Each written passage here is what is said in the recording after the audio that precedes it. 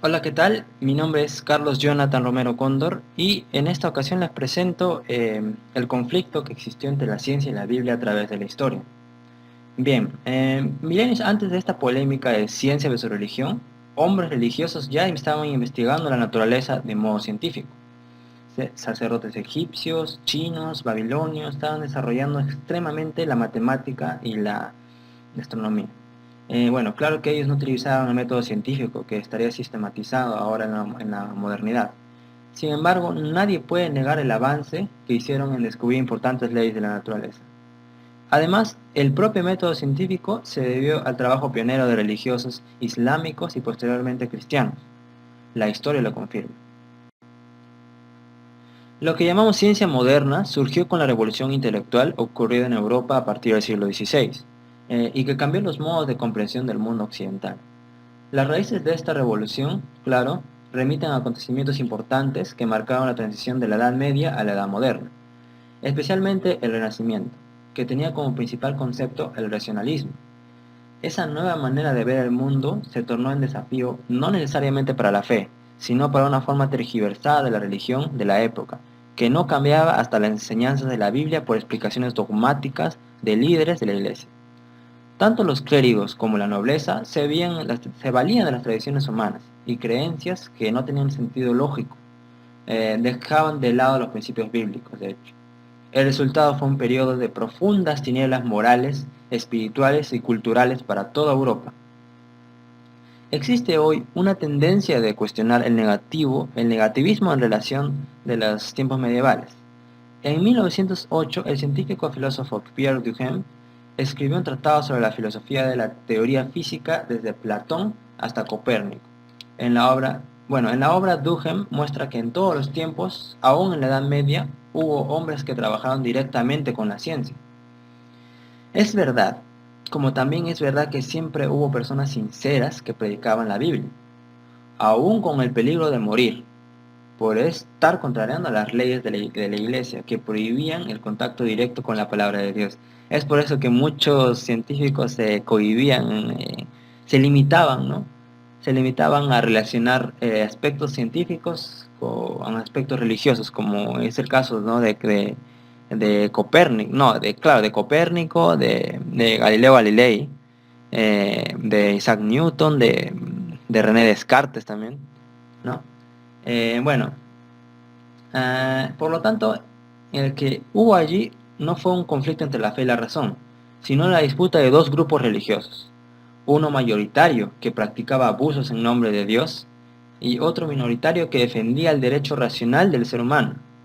La inspiración del primero eran los dogmas y del segundo la Santa Biblia. Fue exactamente de ese segundo grupo que surgieron los pioneros de la ciencia moderna. Los padres de la ciencia despertaron su intelecto porque al mirar a la naturaleza entendieron que habría otro modo de explicar la realidad, distinto del dogma. Pero ninguno de ellos dejó de creer en un creador del universo. Claro está. Vivieron y murieron como verdaderos hombres de fe. Además fue gracias a la Biblia y a los escritos de Aristóteles que esos hombres comenzaron a lanzar los fundamentos eh, de la ciencia moderna. Su desafío, repetimos, no era contra las escrituras sagradas, sino contra las distorsiones del mensaje que se presentaba. Ellos sabían que la Biblia no era un libro de ciencias en el sentido moderno de la palabra. Sin embargo, no escondieron su convicción de que sería la legítima palabra de Dios. El hecho es que hay religiosos que odian la ciencia y científicos que odian la religión, pero eso no parece ser el camino al final. Existen muchos religiosos que también son científicos. Tanto la religión como la ciencia son intentos humanos de encontrar respuestas acerca de nuestra propia existencia. Pero Dios da todas las respuestas. En primer lugar, por la Biblia, pero también a través de la naturaleza. No todas las respuestas, pues siempre habrá, bueno, no todas las respuestas los da, ¿no? Pero siempre habrá de ambos lados espacio para dudas, misterios y nuevos descubrimientos. Sin la orientación del Espíritu Santo de Dios, el estudio de la Biblia se vuelve una herejía y el estudio de la naturaleza se vuelve ateísmo. ¿Mm? Pero bajo la iluminación divina, ambos estudios se concilian. La diferencia está en que solo en el lenguaje con que la ciencia y la religión se expresan. La idea es la misma, pero solo la manera de expresarse no será exactamente igual.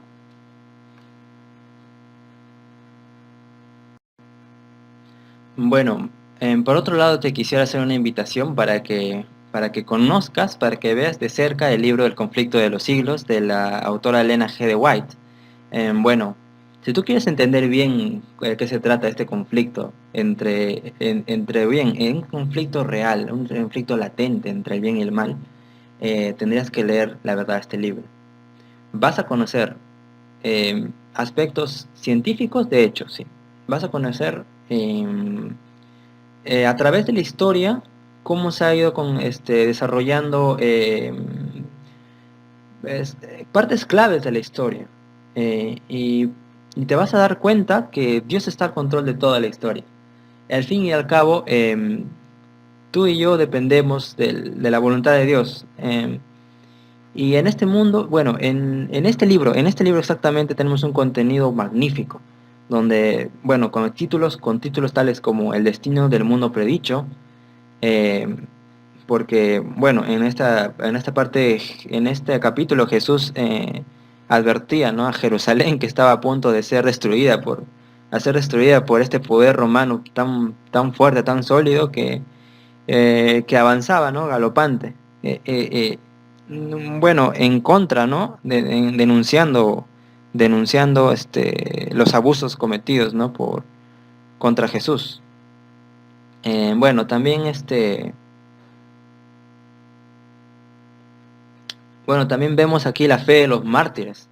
La fe de los mártires indica, ¿no?, aquellas personas que quedaban ahí en Jerusalén, quienes eran fieles a Dios, quienes habían guardado, creían en la promesa de Dios, ¿no?, que iban a ser restaurados, que iban a ser, se iba a acabar pronto el sufrimiento, ¿no?, que Jesús iba a volver. Ellos tenían la esperanza viva. Y ellos tenían una fe inquebrantable, intachable, en las cuales no abandonaron nunca la idea de que el Señor los cuidaba, a pesar de los sacrificios, ¿no?, las torturas que han sufrido. Tenemos también lo que pasó en la Edad Media, ¿no?, esta época de oscuridad donde se vetó la palabra de Dios, y por causa de eso se cometían todo tipo de barbaridades en nombre de Dios. Eh, bueno, vas a conocer de cerca, ¿no?, lo que pasó en la Edad Media. ¿Por qué, no? ¿Por qué decimos que es una edad de retraso, ¿no?, para la ciencia? Y sí, en efecto. ¿Por qué? Porque menospreció la Biblia, y encima de ello se le dio la autoridad de Dios a un simple ser humano.